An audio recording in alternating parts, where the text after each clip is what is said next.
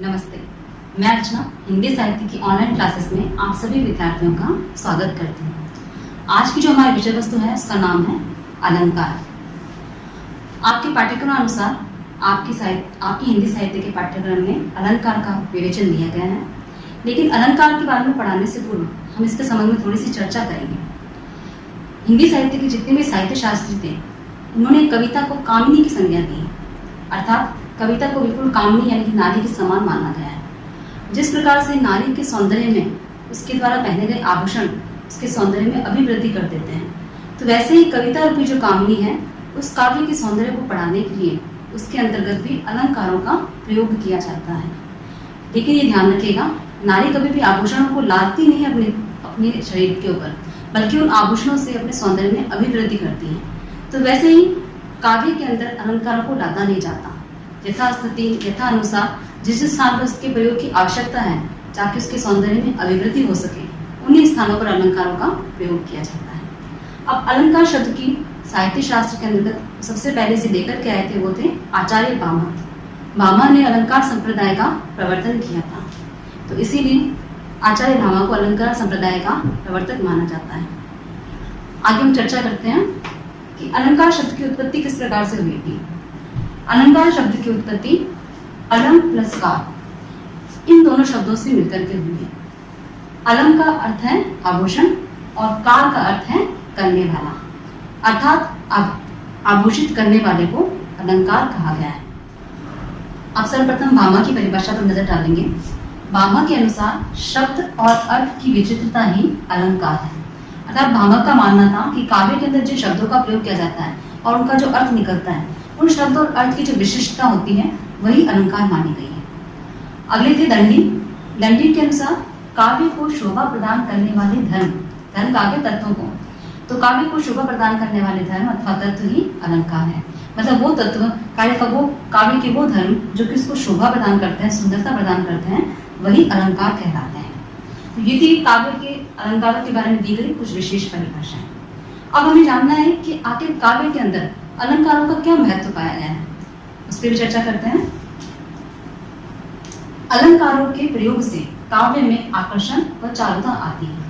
अगर कोई कवि अपने काव्य में अलंकारों का प्रयोग कर रहा है तो आखिर उसका क्या उद्देश्य हो सकता है, यही कि वह अपने काव्य को आकर्षक व चारुता अर्थात सुंदर बनाना चाहता है कि पाठक को पढ़ते समय उस काव्य के प्रति वो आकर्षित हो सके, उसे काव्य का सौंदर्य नजर आ सके, इसीलिए वह अलंकारों का प्रयोग करता है। दूसरा देखेंगे, अलंकारों के प्रयोग से काव्य अधिक प्रभावपूर्ण होता है।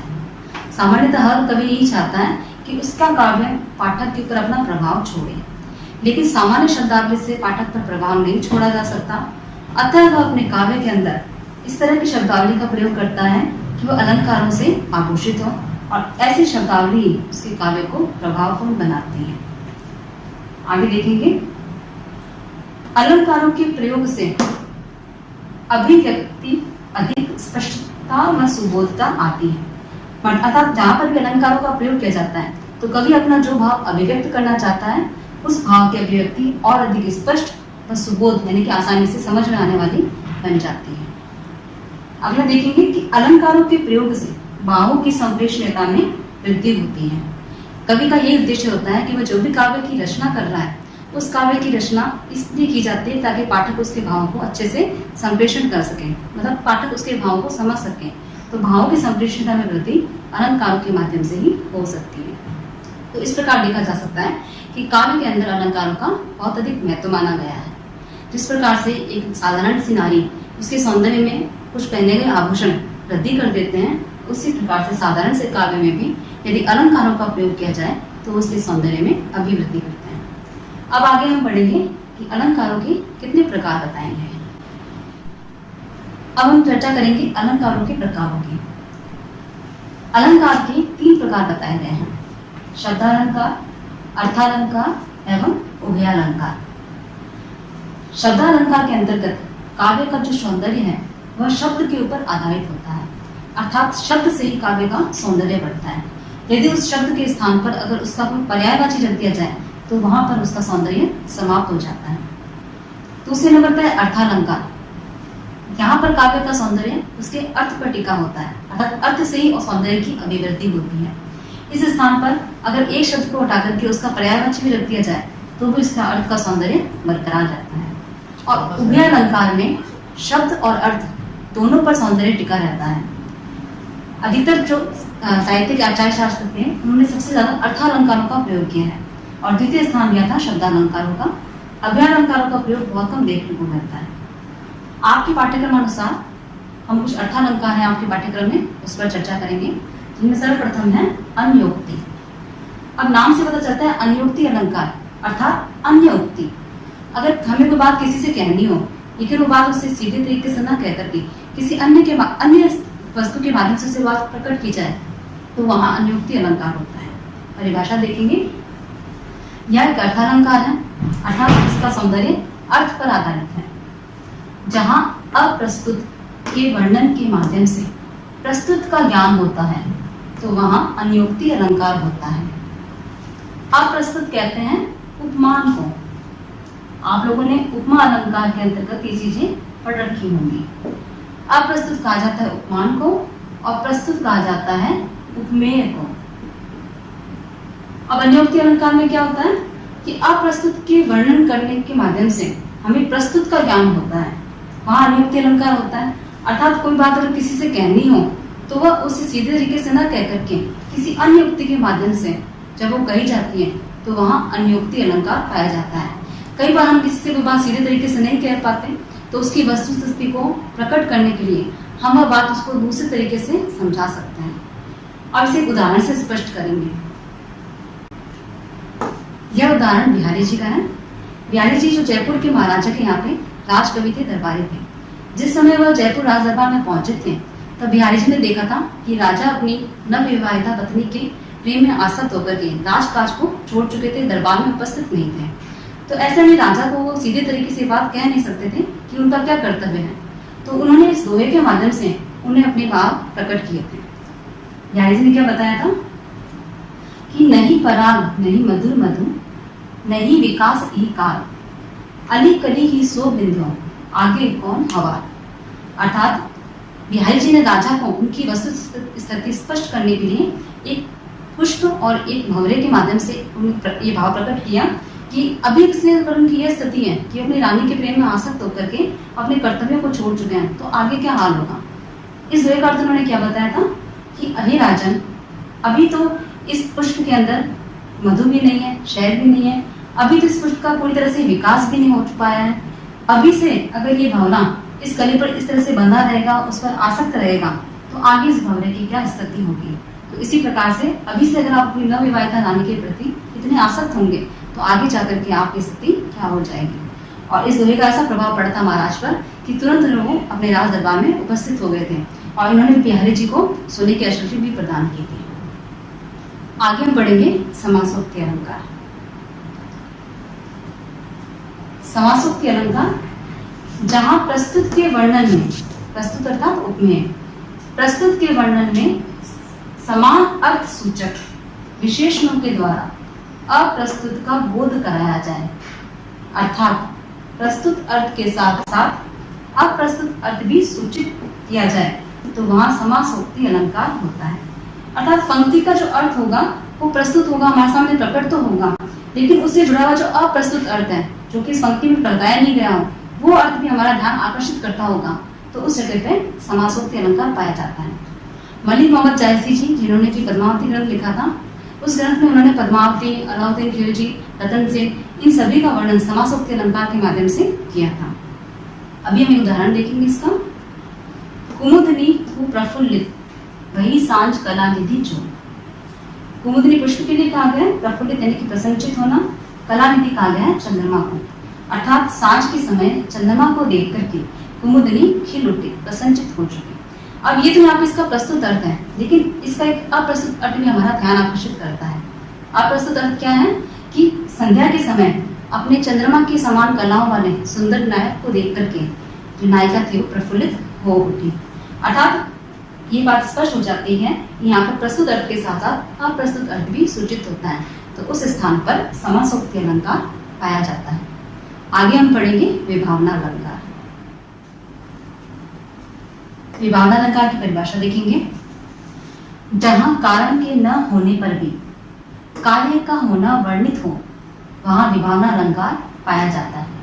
यह अलंकार विशेषोक्ति अलंकार का विलोम है। अक्सर हम देखते हैं कि हम जो कुछ भी कार्य करते हैं उसके पीछे कोई ना कोई कारण अवश्य होता है। यदि आज आप ये ऑनलाइन क्लास अटेंड कर रहे हैं तो इसके पीछे भी एक कारण है कि हम सभी कोरोना महामारी से जूझ रहे हैं। तो ऐसे में उस महामारी से बचने का यही तरीका है कि हम घर पे बैठकर ही अध्ययन कर सकें। तो इसीलिए हम ये जानते हैं कि किसी भी कार्य के होने के पीछे कोई ना कोई कारण अवश्य पाया जाता है। किंतु परिभाषा ये बताती है कि कारण के होने पर भी यदि कार्य का होना, कारण के न होने पर भी यदि कार्य का होना वर्णित हो तो वहां पर विभावना अलंकार पाया जाता है। अर्थात कोई कारण न मौजूद नहीं है लेकिन फिर भी वो कार्य हो रहा है तो वहां पर विभावना अलंकार पाया जाएगा। अब इसको उदाहरण से समझेंगे कि मुनि तापस जिनते दुख लहही ते नरेश बिनु पावक दनही। अर्थात जो राजा मुनि लोगों को, तपस्वियों को दुख पहुंचाता है, ऐसे राजा बिना अग्नि के ही जल जाते हैं। अब यहाँ पे आप देखिए कि बिनु पावक, पावक कहते हैं अग्नि को, कि अगर किसी को जलाना हो तो अग्नि की आवश्यकता होती है, लेकिन इस दोहे में बताया गया है कि बिनु पावक दहई, बिना अग्नि के ही वो जल जाएंगे। तो इसलिए यहाँ कारण के न होने पर भी कार्य का होना पाया जा रहा है, अर्थात अग्नि के न होने पर भी ऐसे राजाओं का जलना पाया जा रहा है जो मुनि और तपस्वियों को दुख देते हैं। तो इसलिए यहाँ पर विभावना अलंकार पाया गया है। अब आगे देखते हैं कि विभावना का ही ठीक उल्टा है विशेषोक्ति। जैसे कि विभावना में कारण के न होने पर भी कार्य हो रहा है, उसी तरह विशेषोक्ति में क्या होगा कि कारण तो होगा लेकिन कार्य नहीं होगा। इसकी परिभाषा देखते हैं। जहाँ कारण होने पर भी कार्य का न होना वर्णित किया जाता है वहाँ विशेषोक्ति अलंकार पाया जाता है। विभावना विशेषोक्ति का ठीक उल्टा होता है। इसको भी एक उदाहरण से देखेंगे कि नेह न नैननी को कछु उपजी बड़ी बलाए, नीर भरे नित प्रति रहे तब न प्यास बुझाए। इसके अंदर क्या बताया जाएगा कि किसी कार्य के होने के पीछे कोई कारण होता है, कारण तो होगा लेकिन उस कारण से जुड़ा हुआ कार्य नहीं हो पाएगा, तो इसीलिए वहां पर विशेषोक्ति अलंकार होगा।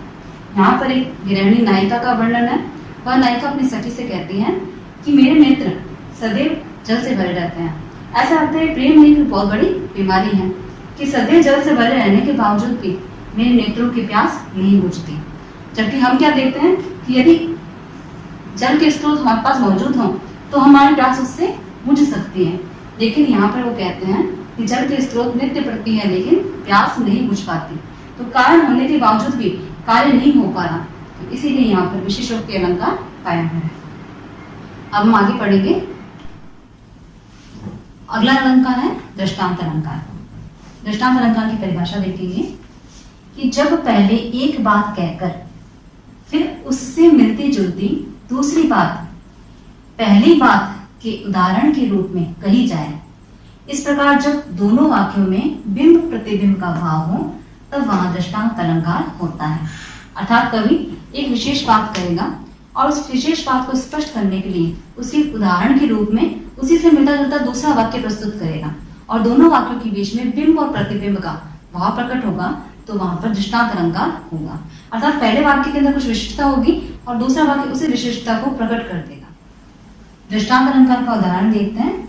यह उदाहरण महाराजा जो शिवाजी थे उन्होंने किस प्रकार से औरंग पर जीत हासिल की थी, उनकी विशेषता को प्रकट करते हुए बताया गया है। शिव औरंग ही जीत सके और न राजा राव, हथी मत पर सिंह बिनु आन न घाले घाव। अर्थात कवि बताते हैं कि महाराजा जो शिवाजी हैं सिर्फ एकमात्र वही ऐसे राजा राव हैं जो औरंगजेब को जीत सकते हैं। उनके अलावा हमारे देश में ऐसा कोई राजा राव नहीं है जो औरंगजेब पर जीत हासिल कर सके। अब इसी विशेष बात को उन्होंने एक अन्य उदाहरण से स्पष्ट किया है कि हाथी मत पर सिंह बिनु, कि हाथी के मस्तक पर शेर के बिना कोई भी घाव नहीं कर सकता, अर्थात शेर ही हाथी को घायल कर सकता है। उसी प्रकार से महाराजा शिवाजी ही औरंगजेब को हरा सकते हैं, उनको पराजित कर सकता है। तो इस तरह से हमें स्पष्ट होता है इससे कि जब पहली बात तय करके उससे मिलती जुलती दूसरी बात इस तरह से कही जाए कि दोनों के अंदर बिंब प्रतिबिंब का भाव पाया जाए, तो वहां पर दृष्टांत अलंकार पाया जाता है। आगे देखेंगे प्रतीप अलंकार। प्रतीप शब्द का अर्थ होता है उल्टा या विपरीत। अक्सर हमने देखा है कि काव्य में जब अलंकारों का प्रयोग किया जाता है तो उपमेय को हमेशा उपमान की तुलना दी जाती है, अर्थात उपमेय को तो कम माना जाता है और उपमान को श्रेष्ठ माना जाता है। लेकिन यहाँ पर कुछ उल्टा देखने को मिलेगा। यहाँ पर उपमान को निम्न माना जाएगा और उपमेय को श्रेष्ठ बताया जाएगा, अर्थात एक उल्टी बात कही जाएगी।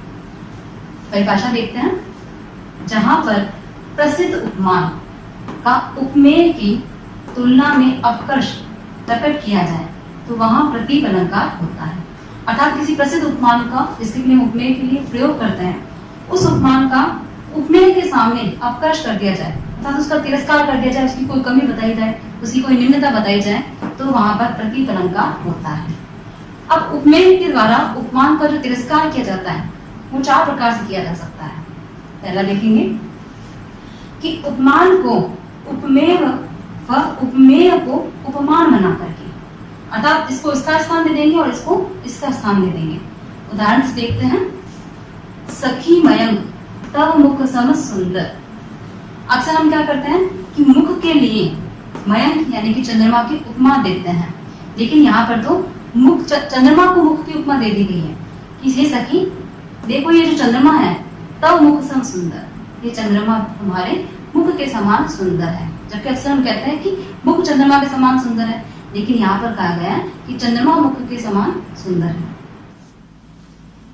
अब दूसरा तरीका देखेंगे किस तरह से इसमें बताया गया है कि उपमान को उपमेय की उपमा के अयोग्य बताना, अर्थात हम जो उपमेय को उपमा देते हैं उस उपमान को ही उसके अयोग्य बता देना।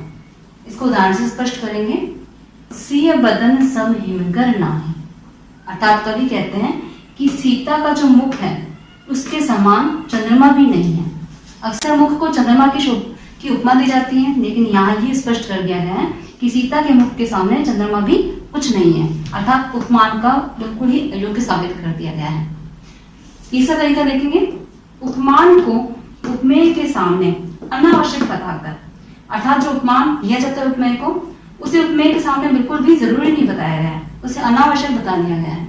इसको स्पष्ट करेंगे उदाहरण से कि मुख आलोकित जग करे कहो चंद्र की ही काम। वैसे तो हम क्या देखते हैं कि सारे संसार को चंद्रमा ही आलोकित करता है, प्रकाशित करता है, लेकिन यहाँ पर कवि कहते हैं नायिका का जो मुख है वही संसार को प्रकाशित कर रहा है, तो ऐसे में चंद्रमा का क्या काम है। तो यहाँ पर उपमेय को अनावश्यक बता दिया गया है। और अंतिम है प्रत्यक्ष रूप से। इसमें कवि बताते हैं कि काहे करत गुमान ससी तब समान मुख मंजू, कि हे चंद्रमा को हम हमेशा उपमान बनाते हैं मुख के लिए कि हे चंद्रमा तुम किस बात पर अभिमान करते हो, गुमान करते हो कि यह जो नायिका का मुख है वह तुम्हारे समान ही सुंदर है, अर्थात नायिका का मुख किसी भी तुलना में तुमसे कम नहीं है। तो इस प्रकार से स्पष्ट हो जाता है कि प्रतीक अलंकार के अंतर्गत प्रसिद्ध उपमान का उपमेय की तुलना में अपकर्ष अर्थात तिरस्कार प्रकट कर दिया जाता है, तो वहीं पर प्रतीक अलंकार होता है। अब आगे हम पढ़ेंगे व्यतिरिक्त अलंकार। अब हमने प्रतीक अलंकार में क्या पढ़ा था कि प्रतीक अलंकार में उपमेय और उपमान की जब तुलना की जाती है तो उपमान को तिरस्कृत किया जाता है, उसका अपकर्ष दिखाया जाता है। जबकि व्यतिरिक्त अलंकार में हम क्या पढ़ेंगे कि उपमेय को उपमान से श्रेष्ठ बताया जाएगा, उसके गुणों को अधिक बताया जाएगा, उसकी श्रेष्ठता सिद्ध की जाएगी। जब उपमेय में उपमान की अपेक्षा कोई बात अधिक बताई जाए, अर्थात उपमेय को उपमान से किसी बात में बढ़कर के बताया जाए, तब वहां व्यतिरेक अलंकार होता है। अर्थात हम जब भी अलंकारों में उपमेय और उपमान का वर्णन करते हैं तो उपमेय के लिए उपमान का प्रयोग किया जाता है, लेकिन यहाँ ये बात कही गई है कि जिन उपमानों का उपमेय के लिए प्रयोग किया जाता है उन उपमानों की तुलना में उपमेय को किसी गुण विशेषता के आधार पर श्रेष्ठ सिद्ध कर दिया जाता है, तो वहां पर व्यतिरेक अलंकार पाया जाता है। एक उदाहरण देखेंगे इसका। साधु ऊंचे शैल सम किंतु प्रकृति सुकुमार। अब इस पंक्ति के अंतर्गत साधु उपमेय है और शैल उपमान है। साधुओं को शैल अर्थात पर्वतों के समान बताया गया है। ये बताया गया कि साधुओं की जो प्रकृति जो स्वभाव होता है पर्वतों के समान उच्च माना गया है, किंतु अब एक अंतर सिद्ध कर दिया गया है, एक श्रेष्ठता सिद्ध कर दी गई है साधुओं की कि किंतु प्रकृति सुकुमार। साधुओं का स्वभाव सुकुमार अर्थात कोमल होता है और पर्वतों का स्वभाव कठोर होता है। इस प्रकार से उपमेय को उपमान की तुलना में यहाँ पर श्रेष्ठ सिद्ध किया गया है, इसलिए यहाँ पर व्यतिरेक अलंकार पाया जाता है। जबकि प्रतीक अलंकार में हमने पढ़ा था कि उपमेय की तुलना में उपमान को निकृष्ट तिरस्कृत सिद्ध किया जाता है, जबकि यहाँ पर उपमेय को गुणों के आधार पर, विशेषताओं के आधार पर उपमान से श्रेष्ठ सिद्ध किया जाता है। अगला देखेंगे, आपके पाठ्यक्रम अनुसार अंतिम अलंकार है मानवीकरण अलंकार। जैसा कि नाम से पता चलता है, मानवीकरण मानवों के समान की जाने वाली क्रिया है। जब हम प्रकृति पर या किसी अमूर्त वस्तु पर, जड़ वस्तुओं पर मानवों के समान की जाने वाली क्रियाओं को आरोपित कर देते हैं, तब वहां पर मानवीकरण अलंकार देखने को मिलता है। परिभाषा देखते हैं। जब अमूर्त भावों अथवा जड़ वस्तुओं में मानवीय गुणों का आरोपण कर दिया जाए तो वहां मानवीकरण अलंकार होता है। अर्थात प्रकृति की जड़ वस्तुएं होती हैं, उन्हें बिल्कुल मानव के समान प्रक्रियाएं करते हुए दिखाया जाए, उन्हीं के समान सुख दुख में रोते हंसते खिलाते दिखाया जाता है, तो मानवीय क्रिया को जड़ प्रकृति पर जब करते हुए दिखाया जाता है तो वहां मानवीकरण अलंकार देखने को मिलता है। उदाहरण देखेंगे इसका। मेघमय आसमान से उतर रही वह संध्या सुंदरी परी सी धीरे धीरे धीरे। कवि ने कल्पना की है कि बादलों से भरा हुआ आसमान था, जिसमें से संध्या रूपी सुंदरी परी के समान धीरे धीरे उतरती हुई दिखाई दे रही थी। अक्सर शाम के समय आकाश बादलों से भर जाता है और वो संध्या का जो समय होता है वह धीरे धीरे समाप्त होता है और दिखाई पड़ता है। तो यहाँ पर संध्या के समय को एक सुंदर परी की संज्ञा दी गई है, सुंदर परी के समान क्रियाएं करते हुए दिखाया गया है। तो प्रकृति के उपमानों को जब मानव के समान क्रियाएं करते हुए दिखाया जाए तो वहां पर मानवीकरण अलंकार पाया जाता है। आशा करती हूँ कि आपको ये सभी अलंकार पूर्णतः स्पष्ट हो गए होंगे। लेकिन अंत में एक प्रश्न बनता है कि इनमें से कुछ अलंकारों के अंतर्गत उनके अंतर पूछे जाते हैं। आगे उन अंतरों पर भी चर्चा करेंगे। आपके पाठ्यक्रम अनुसार आपसे कुछ अलंकारों के अंतर के बारे में भी पूछा जाएगा, तो हम उन अंतरों पर भी चर्चा कर लेते हैं। व्यतिरेक अलंकार एवं प्रतीक अलंकार में अंतर का वर्णन पूछा जा सकता है। तो इसमें देखते हैं कि व्यतिरेक अलंकार के अंतर्गत क्या होता है कि इसमें गुणों की अधिकता को देख करके उपमेय को उपमान से श्रेष्ठ बताया जाता है। अर्थात उपमेय को उनके गुणों के आधार पर उपमान से श्रेष्ठ बताया जाता है। अतः इसमें ध्यान रखना आपको कि इसके अंदर इस अलंकार में तुलना का भाव नहीं रहता। उपमेय और उपमान में कोई तुलना नहीं होगी, बल्कि उपमेय को गुणों के आधार पर इससे श्रेष्ठ सिद्ध किया जाएगा। वहीं प्रतीक अलंकार में क्या देखेंगे कि इसमें उपमेय की तुलना में उपमान का अपकर्ष बताया जाता है। अर्थात इसके अंदर तुलना का भाव होगा, उपमेय व उपमान के बीच में तुलना की जाएगी और उपमेय उपमान में तुलना के दौरान उपमान का अपकर्ष किया जाएगा, उसको उपमेय से निम्न बताया जाएगा। तो ये इसमें मुख्य अंतर पाया जाता है। दूसरा हम देखेंगे विभावना व विशेषोक्ति में अंतर। जहां विभावना अलंकार के अंतर्गत कारण के न होने पर भी, अब विभावना और विशेषोक्ति में अंतर देखते हैं। विभावना अलंकार के अंतर्गत कारण के न होने पर भी कार्य का होना वर्णित किया जाता है। अर्थात कोई कारण नहीं होगा लेकिन उससे जुड़ा हुआ कार्य होता हुआ दिखाई देगा, तो वहां पर विभावना अलंकार होता है। जबकि विशेषोक्ति में क्या हमने पढ़ा था कि कारण के होने पर भी कार्य का न होना वर्णित किया जाता है। इसके अंतर्गत कारण नहीं होगा लेकिन फिर भी कार्य होगा, जबकि विशेषोक्ति में कारण होगा लेकिन फिर भी कार्य नहीं होगा। अतः ये अंतर दोनों पाया जाता है। साथ ही बात बताना चाहूंगी कि जहां पर भी विभावना अलंकार का प्रयोग होता है तो वहां पर कुछ इस प्रकार के वाचक शब्द प्रयोग होते हैं, जैसे बिनु, बिन, बिना। विभावना अलंकार के अंतर्गत इन प्रकार के वाचक शब्दों का प्रयोग भी हमें देखने को मिलता है। तो कुल मिलाकर के ये जो दो विशेष अलंकार थे, इनमें आपके अंतर पूछा जा सकता है।